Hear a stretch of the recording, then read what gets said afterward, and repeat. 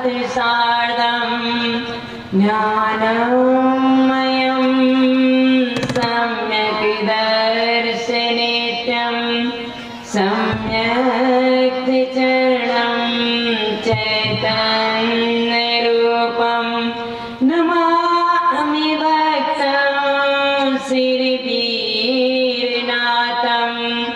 नन्तं चतुष्टं तं व्यक्तिरूपं मालागुणं मोक्षन्ति तं प्रबोधं नमाम्यहं केवलानन्द सिद्धं।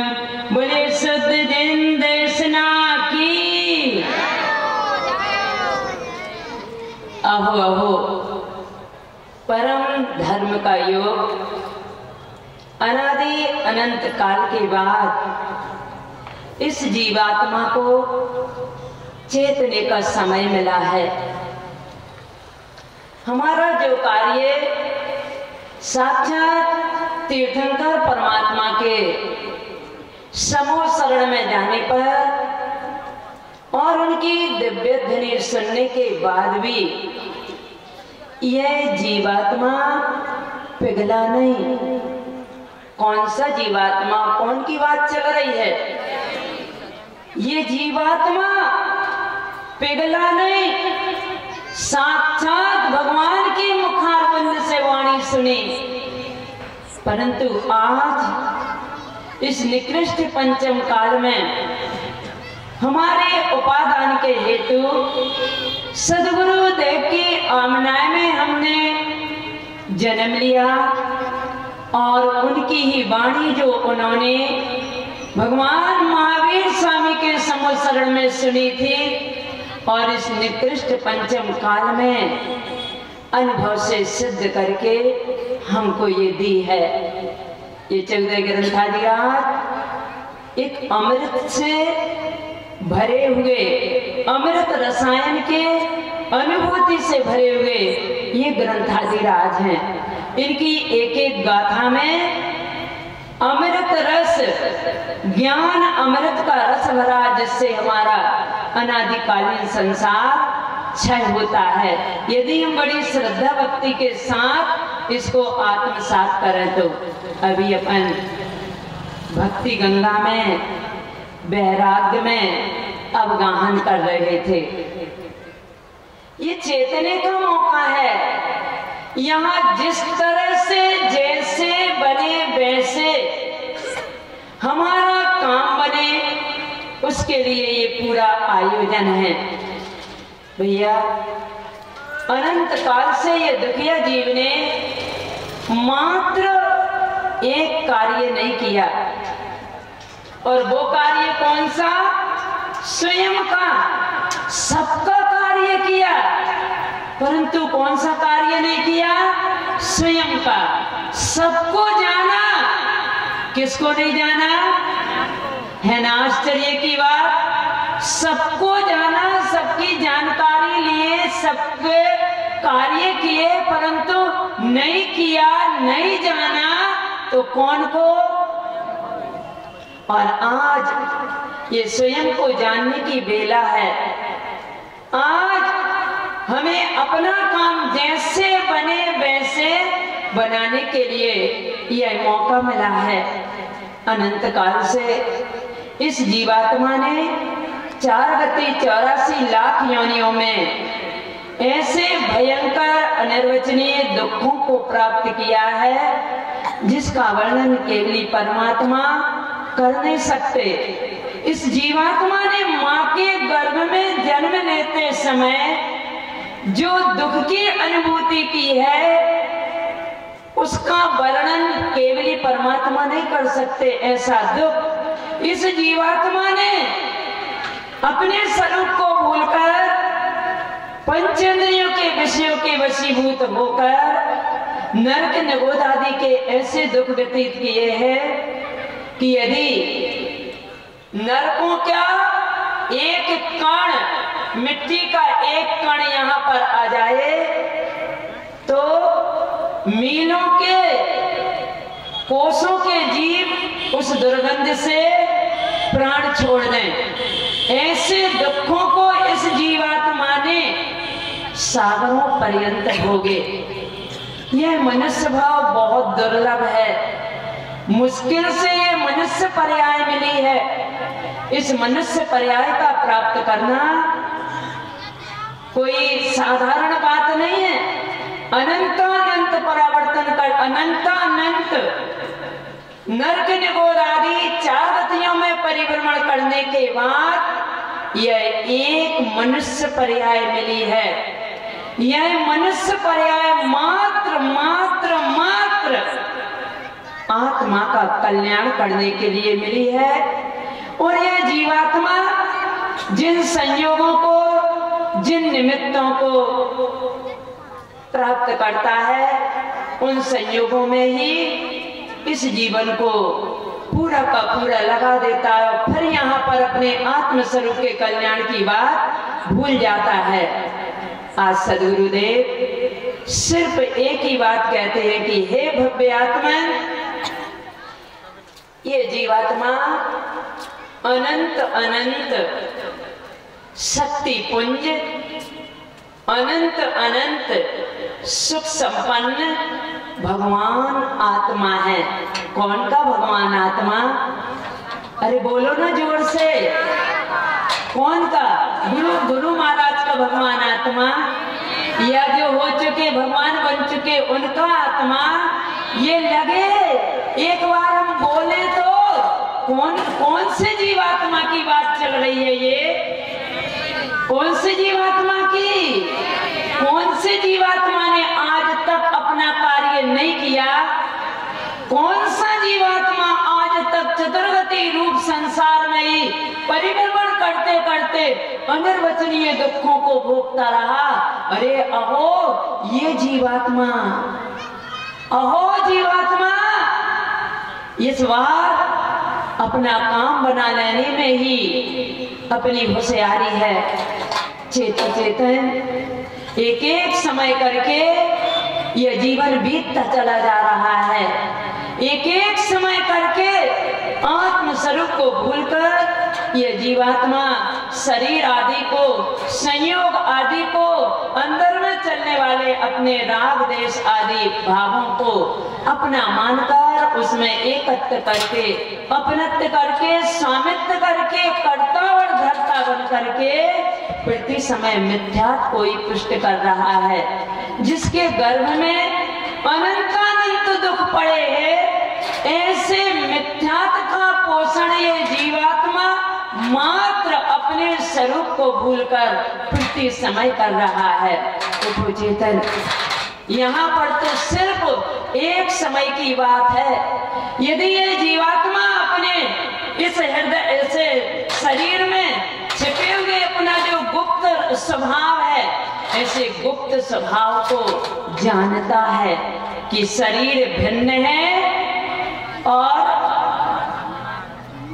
अरे बोलो ना इसके आगे, शरीर भिन्न है और आत्मा भिन्न है।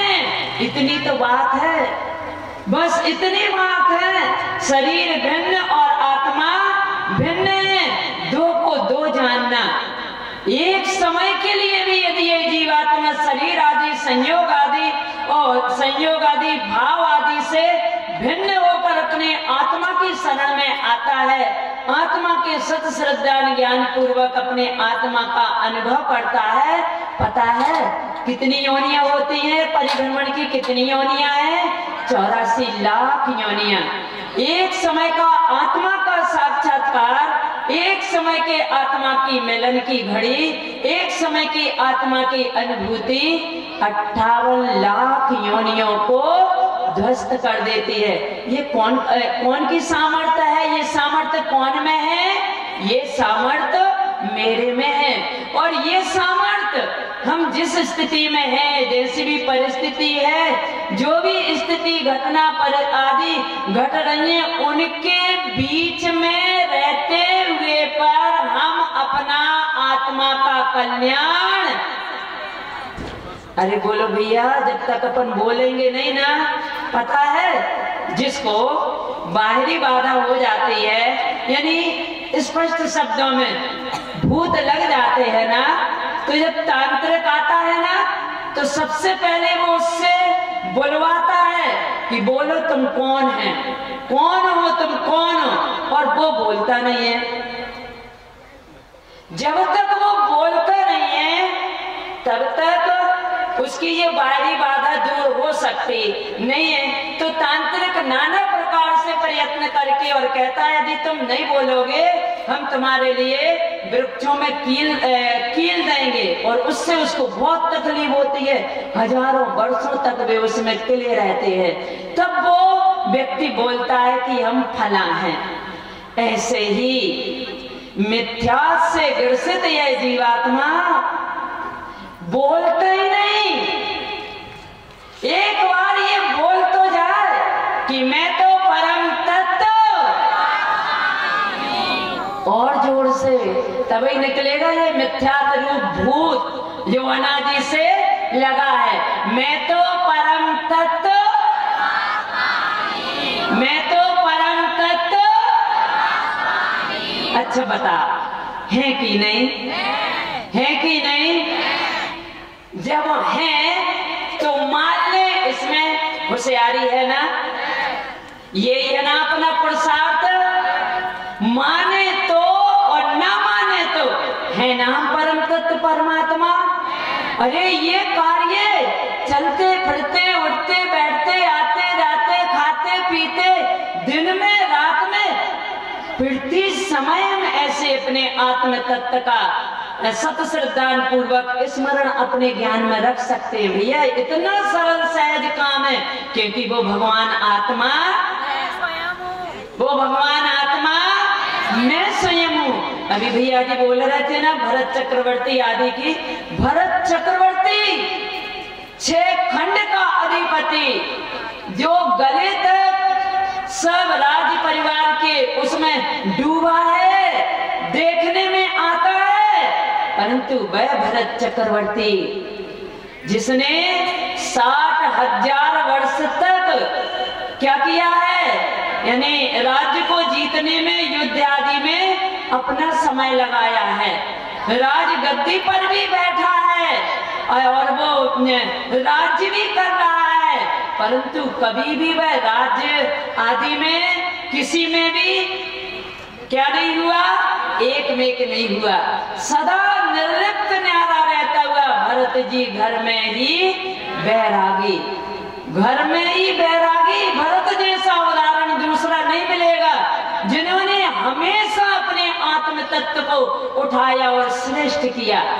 भैया विकल्पों से, भावों से, संयोगों से, शरीर आदि से सदा अपने शुद्ध आत्म तत्व को ऊंचा रखना, ये मनुष्य पर्याय आत्म कल्याण के लिए मिली है। बार बार अपने लक्ष्य को अपन याद करेंगे और रखेंगे तो लक्ष्य के प्रति हमारी जितनी दृढ़ता होगी उतना हमारा काम शीघ्रता से बनेगा। और इस भाव में यदि हम ये कार्य चूक गए तो ये समझ लो ये हमारे लिए बहुत भारी महंगा सौदा पड़ेगा। भरत जी जब उनकी आयुधशाला में सुदर्शन चक्र उत्पन्न हुआ, 3 समाचार उनके लिए मिलते हैं और सबको मालूम है, ये सबको मालूम है। एक उनके यहाँ पुत्र रत्न की प्राप्ति हुई, उनके पिता श्री आदिनाथ को केवल ज्ञान की प्राप्ति हुई और उनकी आयुधशाला में चक्र रत्न की प्राप्ति हुई।